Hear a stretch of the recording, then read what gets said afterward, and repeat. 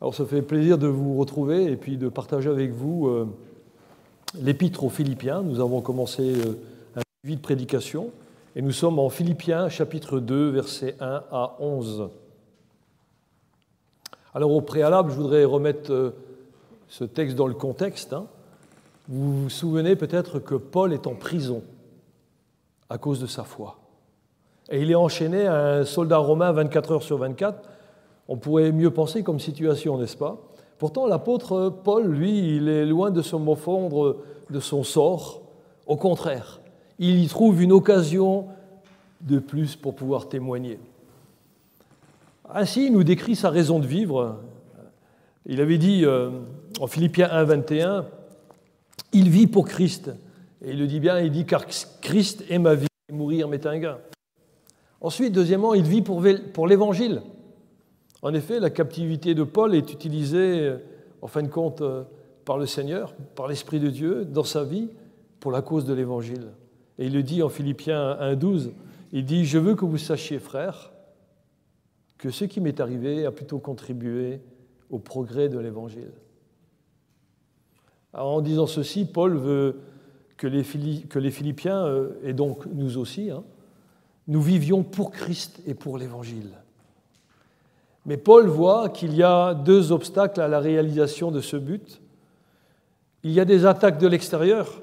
Des non-chrétiens cherchent à nous faire du mal. Alors, ça n'a pas changé. C'est toujours le même cas aujourd'hui.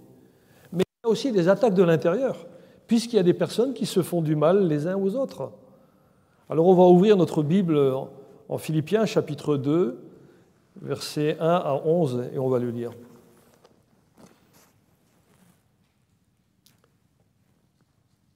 Si donc il y a quelque consolation en Christ, s'il y a quelque soulagement dans l'amour, s'il y a quelque communion d'esprit, et s'il y a quelque compassion et quelque miséricorde, rendez ma joie parfaite, ayant un même sentiment, un même amour, une même âme, une même pensée. Ne faites rien par esprit de parti ou par vaine gloire, mais que l'humilité vous fasse regarder les autres comme étant au-dessus de vous-même. Que chacun de vous, au lieu de considérer ses propres intérêts, considère aussi ceux des autres. Ayez en vous les sentiments qui étaient en Jésus-Christ, existant en forme de Dieu. Il n'a point regardé son égalité avec Dieu comme une proie à arracher, mais il s'est dépouillé lui-même, en prenant une forme de serviteur et devenant semblable aux hommes. Et il a paru comme un vrai homme. Il s'est humilié lui-même, se rendant obéissant jusqu'à la mort, même jusqu'à la mort de la croix. C'est pourquoi aussi Dieu l'a souverainement élevé et lui a donné le nom qui est au-dessus de tout nom, afin qu'au nom de Jésus, tout genou fléchisse dans les cieux, sur la terre et sous la terre, et que toute langue confesse que Jésus-Christ est Seigneur, à la gloire de Dieu le Père. Amen. On va prier. Seigneur, merci parce que ta parole, elle est là pour nous fortifier, elle est là pour nous exhorter, elle est là pour nous donner, Seigneur, la joie de t'appartenir. Et même si nous passons dans des difficultés, Seigneur, tu nous donnes encore le remède.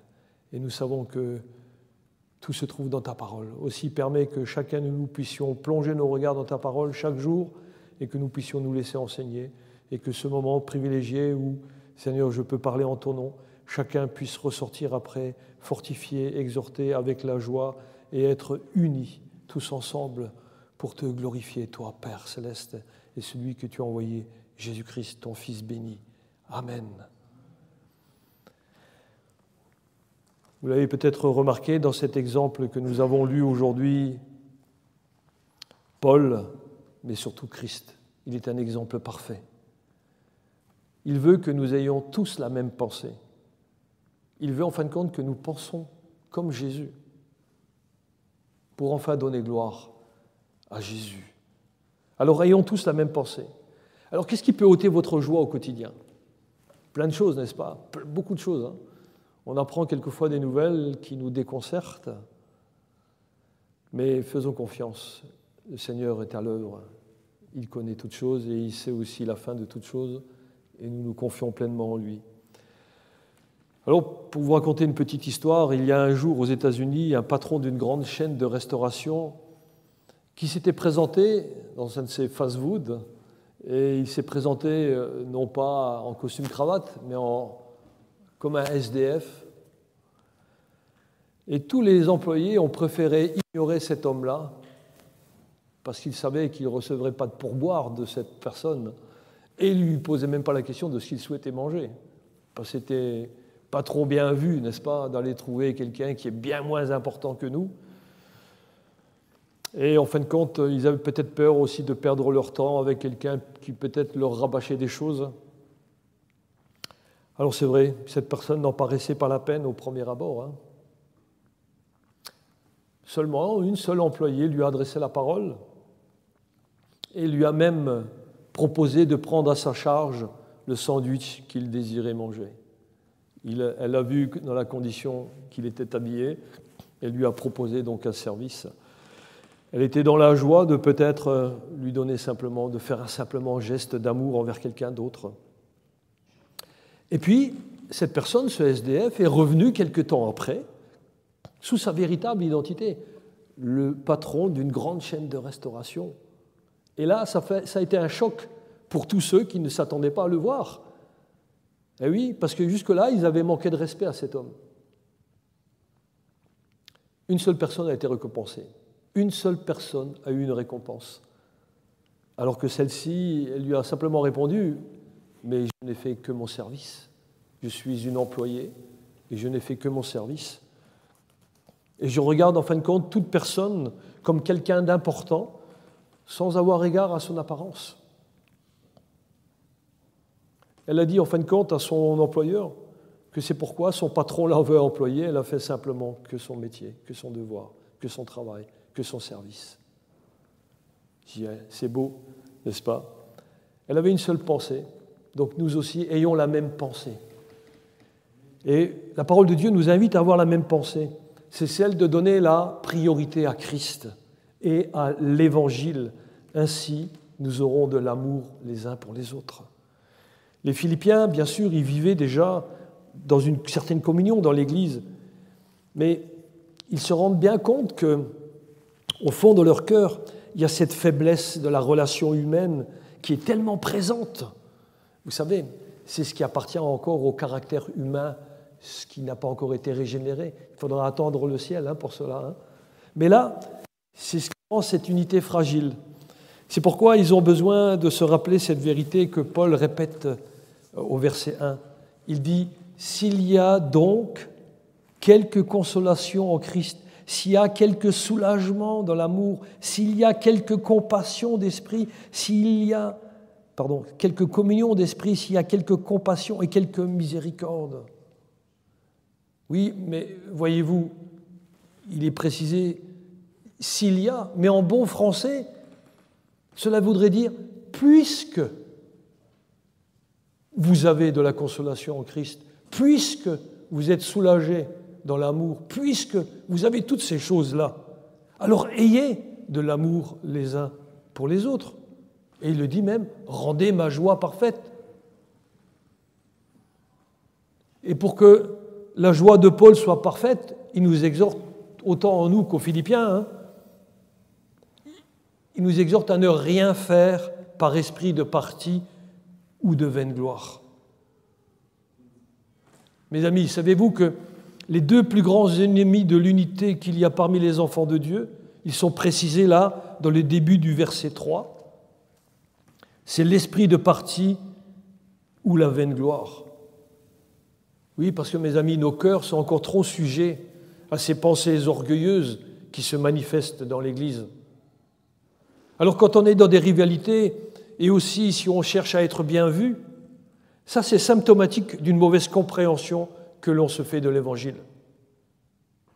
Parce que dans l'esprit de parti, voyez-vous, on se sert de soi-disant faiblesse de l'autre pour pouvoir se mettre soi-même en valeur. Et puis, l'esprit de parti, c'est aussi avoir un esprit de querelle et de contestation. Il y a des personnes comme ça qui contestent tout le temps. mais même dans l'Église. La vaine gloire, elle représente le désir d'être toujours en vue, d'être bien en vue, de se mettre en valeur, d'être considéré par les autres, et de surcroît, on cherche aussi à être approuvé par les autres. Et tous les moyens sont bons pour y parvenir. Vous l'aurez compris, la vaine gloire concerne l'orgueil. C'est faire l'étalage de ce que l'on a ou même de ce que l'on est. Alors, lorsque vous voyez des personnes chercher à réunir autour d'eux un petit groupe, un petit clan de supporters pour chercher à favoriser leurs propres intérêts et assouvir leurs propres ambitions, vous allez découvrir bien vite une source de disputes et de querelles. Et tout au long de l'Écriture, il nous est rappelé que l'aveuglement et la folie frappent ceux qui négligent la parole de l'Éternel. Alors, mes amis, j'aimerais vous poser une question. Est-ce que vous aimez, vous, la parole de Dieu? Ah oui, elle donne toujours le remède contre le mal. Et nous le voyons dans la seconde partie du verset 3. Il nous dit que l'humilité vous fasse regarder les autres comme étant au-dessus de vous-même. Voilà le remède. Alors bien sûr, vous l'avez lu, cette exhortation, vous l'avez entendue, n'est-ce pas? Mais vous n'avez trouvé aucune difficulté à la lire. Mais il est peut-être plus difficile de la comprendre et encore plus de la mettre en pratique. Effectivement, estimer les autres comme étant supérieurs à nous ne veut pas dire que nous devions regarder un criminel comme ayant une moralité plus grande, plus supérieure à la nôtre. C'est pas ça que ça veut dire. Alors, il faut quand même que nous posions la question, en quoi suis-je par nature meilleur que lui, meilleur que le criminel? S'il avait été à ma place, possédant tous les moyens d'éducation morale, et puis aussi la grâce que moi j'ai pu bénéficier, ne serait-il pas plus excellent que moi, cet homme-là? Et si j'avais été à sa place, moi, ne serais-je pas pire que lui? Un jour, il m'y est arrivé de mettre dans ma fonction d'appréhender une personne et puis de la conduire pour aller être en prison. Et cet homme me disait, oui, mais vous, monsieur, vous êtes de bonne moralité. Je fais, non, pas du tout. Si le Seigneur ne m'avait pas sauvé, j'aurais été peut-être pire que vous. Et moi, j'aurais été à votre place en prison. Mais maintenant que vous êtes en prison, vous avez tout le temps, lisez la Bible. Et vous verrez que même en étant en prison, vous pouvez être libre. Qui suis-je, moi, pour être meilleur que l'autre, si Dieu ne m'avait pas appelé au salut? Voyez-vous, l'humilité, c'est de reconnaître que ce qui est bon ne vient pas de moi, mais que c'est la mesure de Dieu en moi. Amen. 1 Corinthiens 4,7 nous dit « Car qui est-ce qui te distingue ? Qu'as-tu que tu n'aies reçu? Et si tu l'as reçu, pourquoi te glorifies-tu comme si tu ne l'avais point reçu ?» Chers amis, si nous appliquions à notre vie cette mesure, nous n'aurions pas de peine à être humbles à l'égard de n'importe qui, de n'importe quelle personne. L'humilité, voyez-vous, nous fera aussi ouvrir la parole de Dieu, la Bible, pour regarder ensemble ce que Dieu dit dans sa parole, dans telle ou telle situation que nous traversons. Et à ce moment-là, eh bien, notre point de désaccord serait vraiment de moindre importance par rapport aux vérités essentielles que la parole de Dieu nous donne. Alors maintenant, puisque nous appartenons à Christ, nous avons besoin de tout mettre en œuvre pour que chacun perçoive la grâce du salut que Jésus offre. Oui, c'est ça, regarder les autres comme étant au-dessus de soi-même. Et vous le savez, je l'espère, que Dieu est bon, n'est-ce pas? Vous le savez ça, Dieu est bon.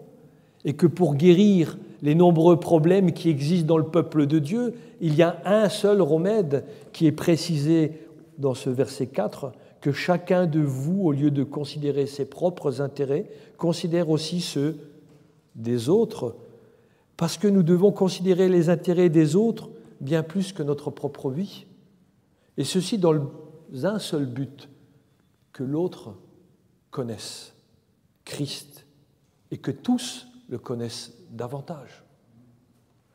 Alors, mon frère, ma sœur, trouve ta joie dans ce qui fait la joie de l'autre, ainsi que chacun soit serviteur de l'autre en considérant là où est l'intérêt de l'autre. Et là où est l'intérêt de l'autre, c'est qu'ils connaissent encore davantage le Seigneur. Alors oui, bien sûr, vous allez me dire, mais estimer les autres comme étant au-dessus de soi est quand même si étranger à la nature humaine, c'est vrai, hein ? Alors, c'est quasiment impossible. Oui, c'est vrai, il est impossible d'y parvenir par nos propres forces. Et vous avez raison de le dire. Pourquoi ? Parce que c'est seulement le Saint-Esprit en nous qui nous communique cela. C'est le Saint-Esprit qui habite en nous, qui agit en nous. C'est seulement par sa puissance que nous sommes rendus capables de pouvoir faire ces choses. Alors retenons que la chose la plus importante, c'est que nous devons apprendre, c'est de penser correctement. Oui, nous devons penser correctement. Nous ne pourrons jamais vivre correctement si avant nous ne pensons pas correctement ce que la parole de Dieu nous demande de faire. C'est ça. Et ça va nous conduire toute notre vie. La parole de Dieu, en définitive, elle dit quoi ? Elle dit que tous les chrétiens, où que nous soyons ici-bas, nous devrions tous avoir la même pensée, dans un même esprit, dans un même objectif, un même désir, un même amour, celui de faire entendre la bonne nouvelle de Christ et de l'Évangile. Amen. Oui, ainsi la même pensée qui doit animer chacun de nous, c'est que les autres sont plus importants que nous-mêmes afin de leur faire connaître Christ et le salut qui en découle. C'est ça l'importance. Après avoir vu l'invitation, nous avons vu donc maintenant, ayons tous la même pensée, nous allons voir ce deuxième aspect de l'exemple parfait. Pensons comme Jésus. C'est ce qui nous est décrit dans les versets 5 à 8, nous allons les lire. Il nous est dit « Ayez en vous les sentiments qui étaient en Jésus-Christ, existant en forme de Dieu, il n'a point regardé son égalité avec Dieu comme une proie à arracher. Mais il s'est dépouillé lui-même en prenant une forme de serviteur, en devenant semblable aux hommes, et il a paru comme un vrai homme. Et il s'est humilié lui-même, se rendant obéissant jusqu'à la mort, même jusqu'à la mort de la croix. » Amen. Merci Seigneur pour ce grand sacrifice pour nos vies. Oui, mais Paul, voyez-vous, il détourne nos regards de nous-mêmes pour les tourner vers Jésus. Et ceci afin de nous faire penser comme Jésus pense. Quelle attitude avait-il Jésus ? Et qu'est-ce qui caractérisait sa conduite envers les autres personnes ? Voyez-vous, Jésus a quitté la place la plus élevée du ciel pour occuper la place la plus humble sur terre. Jésus ne pense pas à lui, il pense aux autres. C'est pour cela que pour un temps, il a renoncé à sa position céleste et il a tout quitté pour devenir comme un homme. En effet, Jésus a accepté de devenir un bébé.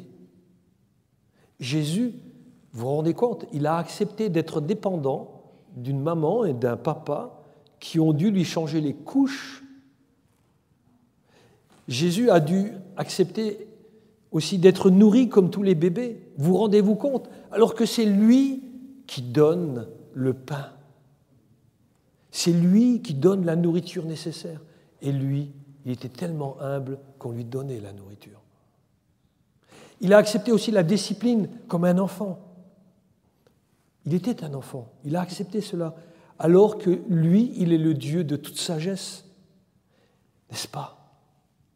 Jésus se dépouilla en prenant sur lui-même quelque chose qu'il n'avait jamais eu auparavant. Il s'est revêtu de notre humanité. Et ça, voyez-vous, seul Dieu pouvait le faire. Amen. Alors quel abaissement, Quelle humilité! Jésus s'est identifié à ceux qu'il a créés, c'est-à-dire à nous, et cela pour nous aider à rediriger nos regards vers Dieu le Père. Et c'est dans ce but que Jésus a vécu notre humanité. Et en cela, Jésus n'a jamais considéré son égalité avec Dieu comme un trésor qu'il fallait conserver jalousement. Non. Voyez-vous, bien-aimés, l'Esprit de Christ, c'est avoir une attitude qui définit une préoccupation désintéressée pour les autres. Jésus était tellement au service du Père qu'il s'est abaissé toute sa vie pour rencontrer le plus petit, le plus faible, celui qui souffrait, le pécheur, celui qui était indécis dans sa situation. Et c'est cette humilité, c'est ce mode d'existence qui a caractérisé notre Seigneur durant toute sa vie. Alors pour nous, avoir l'Esprit de Christ, c'est avoir une attitude qui fait dire « Je ne peux pas garder les privilèges de connaître Christ pour moi tout seul. » C'est ça, l'Esprit de Christ en soi. Mais je dois tout faire pour les mettre au service des autres, en ayant même quelquefois devoir à payer le prix qu'il faudra payer, et ce, en montrant de l'amour pour le prochain que je côtoie chaque jour. Oui, parce que quand on vient au Seigneur, on doit payer. On payera toujours, mais on ne payera jamais assez cher tout ce que le Seigneur a fait pour nous. Et ceci pour nous dire que nous devons, à un moment donné ou à un autre, savoir qu'effectivement nous aurons à souffrir. Jésus lui-même est un exemple. Il a enduré l'opposition des religieux. Vous savez ce que c'est un homme religieux? C'est un homme qui aime la religion. Religion, doctrine humaine établie par des hommes pour assouvir les passions humaines sur d'autres hommes, et tout cela au nom de Dieu. C'est ça la religion. Aujourd'hui, on voudrait nous imposer une religion humanisante pour toute la société mondiale. Les temps sont difficiles et ils se précisent encore plus au fur et à mesure de ce que l'on demandera aux églises qui sont fidèles au Seigneur de vouloir s'engager dans la charte républicaine. Je ne sais pas comment nous ferons, mais que le Seigneur nous vienne en aide. Parce qu'on ne peut pas renier la parole de Dieu, qui est bien plus grande que la parole des hommes ou de ceux qu'on voudrait nous imposer. Pour l'instant, la grâce du Seigneur, elle est encore là. Et elle nous fait aller de tout temps. Oui, effectivement, Jésus lui-même, il a enduré l'opposition des religieux, des politiques, des hommes pécheurs. Il a été moqué, on lui a craché dessus, il a été battu. Et nous, les hommes, nous l'avons même crucifié. En fin de compte, voyez-vous, Jésus a volontairement voilé sa gloire dans un corps humain pour faire la volonté du Père.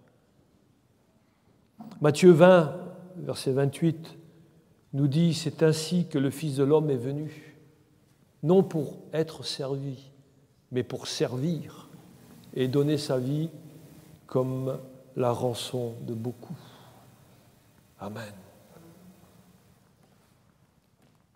Et en regardant ce thème d'avoir la pensée de Christ, alors qu'il y a des différends, là, des difficultés dans l'église de Philippe, de l'église de la ville de Philippe, Paul nous amène à cette exhortation que si les chrétiens acceptent de prendre la place la plus basse pour servir les autres et donner leur vie en sacrifice, et vous savez quoi? Il n'y aurait plus de querelle dans l'Église. Il n'y aurait plus de disputes dans l'Église. Ça serait vraiment l'amour. Parce que, voyez-vous, généralement, quand les personnes acceptent de mourir pour les autres, ils ne se querellent pas avec eux, ils ne se disputent pas avec eux. C'est à ceci que vous verrez si les hommes, les autres, ont de l'amour ou pas pour vous. Alors pourquoi Jésus a-t-il pris sur lui notre humanité? Pourquoi est-il allé mourir sur la croix? Pourquoi Jésus a-t-il fait cela? En effet, que pensait Jésus en faisant ces choses? Que c'était le seul moyen de sauver les hommes. Jésus était prêt à toucher le fond de l'abîme pour sauver nos âmes. Jésus, voyez-vous, il a choisi cette voie d'humilité. Il a choisi de devenir serviteur. Alors loué soit son nom à jamais, amen. Et oui, parce que sinon nous ne serions pas là. Alors vous qui nous écoutez en ce moment, avez-vous déjà réalisé que c'est pour vous que Christ est venu dans ce monde? Jésus est venu pour nous racheter, pour vous racheter, parce que vous avez du prix aux yeux de Dieu.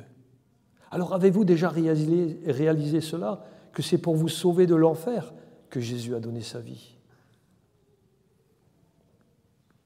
Mon cœur désire vraiment que vous puissiez témoigner de cela avec un cœur reconnaissant à Christ.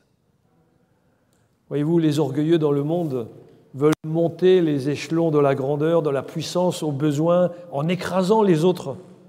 Jésus, lui, il est descendu du ciel à l'échelle la plus basse. Pour faire quoi? Pour relever les humbles et les affligés. Ainsi, il a démontré ce que c'était que l'humilité. Jésus a abandonné la gloire du ciel, ça s'appelle du désintéressement.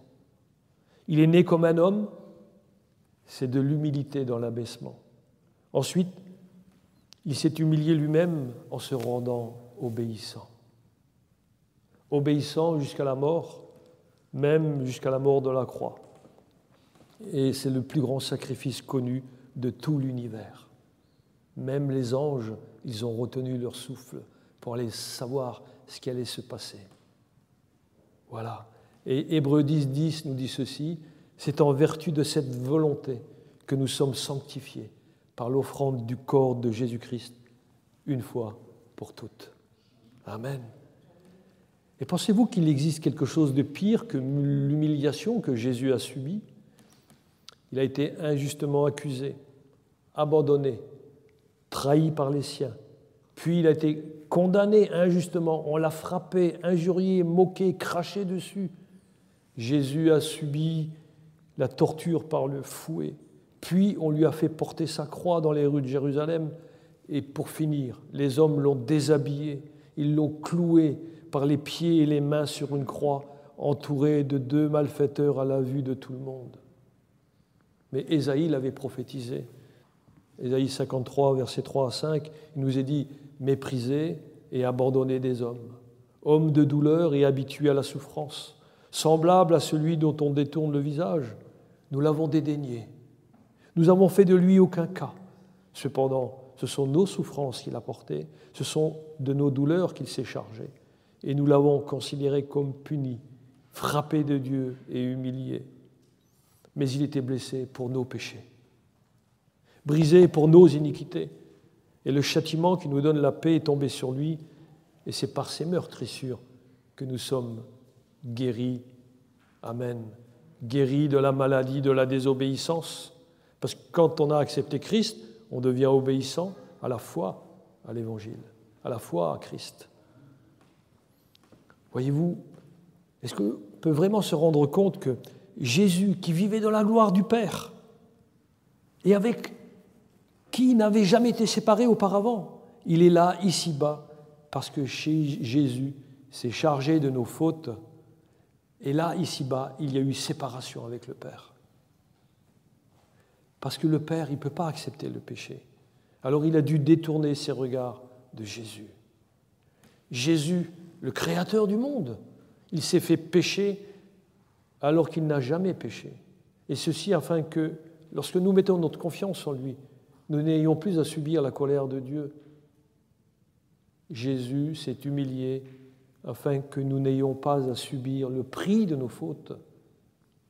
Et la merveilleuse nouvelle, c'est que Dieu maintenant peut tourner ses regards vers celui qui accepte Jésus. Alors si vous ne l'avez pas encore accepté, vraiment, faites ce pas de foi, acceptez Christ. Voyez-vous combien Jésus s'est humilié afin que vous puissiez être réconciliés avec Dieu le Père? Nous de même, soyons assez humbles pour présenter Jésus. Jésus, le seul sauveur du monde, afin que d'autres soient aussi bénéficiaires de la grâce.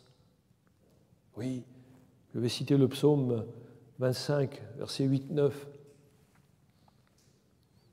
qui nous dit « L'Éternel est bon et droit, c'est pourquoi il montre aux pécheurs la voie, et il conduit les humbles dans la justice, et il enseigne aux humbles sa voie. » Amen.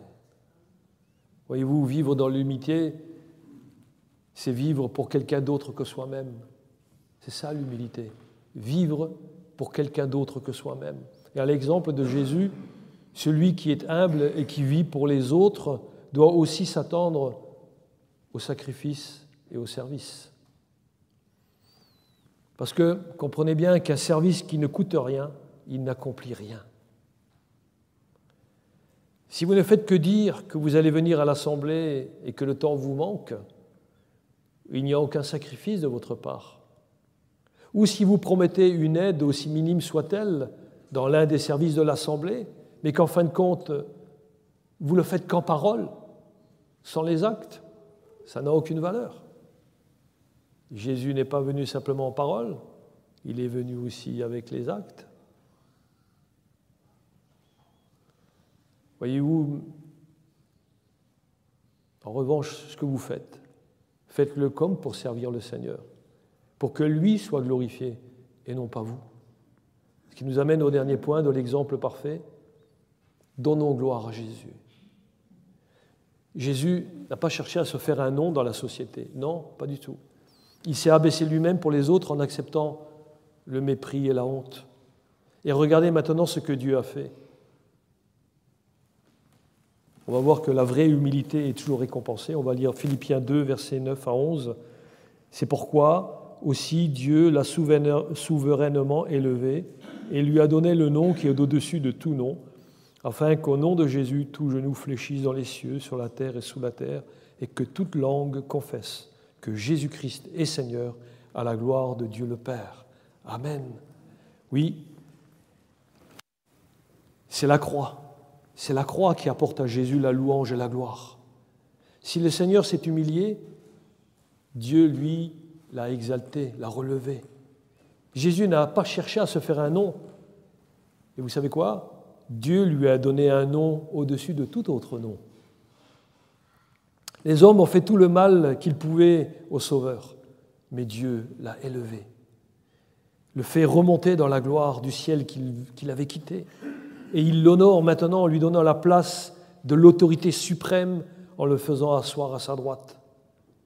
Et il lui donne le nom qui est au-dessus de tout nom.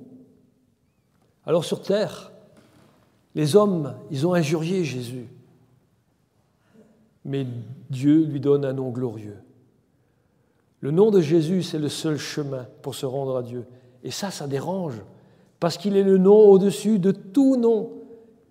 Et vous savez, son nom sur terre, pendant le temps de son humiliation, c'était Jésus. C'était le nom que l'ange avait donné à Joseph pour que l'enfant que Marie portait en son sein, eh bien, il soit révélé au monde. C'est Jésus. Mais maintenant, il a un titre spécial. Vous connaissez ce titre ?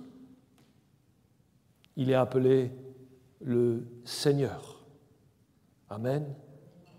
Le Seigneur, parce qu'il est Seigneur, que vous le vouliez ou pas. Il est Seigneur sur la création, sur l'univers tout entier, et il demande à être le Seigneur dans votre vie. C'est ça, donner gloire à Jésus. Jésus a fléchi les genoux dans le service aux autres, et maintenant Dieu a décrété que tout genou fléchirait devant lui. Un jour, tous, oui, absolument tous, se prosterneront devant lui et confesseront qu'il est le Seigneur. Parce que sa majesté sera tellement grande, sa sainteté, elle est tellement pure, que personne ne pourra tenir devant lui s'il n'est pas sauvé. Il faut vraiment comprendre ces choses-là. Parce que beaucoup, à ce moment-là, beaucoup trop, seront contraints de reconnaître qu'ils ont, durant toute leur vie, refusé de croire en Jésus. Et là, devant la majesté, devant la sainteté de Dieu, ils devront bien admettre qu'ils ont eu la folie de ne pas croire en Christ. Malheureusement, ils seront conscients qu'ils vont maintenant périr loin de sa face, loin de Jésus, loin de sa sainteté, loin de sa gloire, pour l'éternité. Et l'éternité en enfer, c'est ce qui les attend. Mais aujourd'hui, il n'est pas encore trop tard. Vous pouvez confesser le nom de Jésus et aussi recevoir le don du salut. Amis, vous qui entendez, si vous n'avez pas encore accepté Jésus, convertissez-vous pendant qu'il est encore temps, parce que reconnaître Jésus comme Seigneur aujourd'hui mène au salut, tandis que le reconnaître au jour du jugement mène à la condamnation. Et pour vous qui l'avez accepté, vous avez déjà fléchi les genoux devant Jésus et vous avez confessé son nom.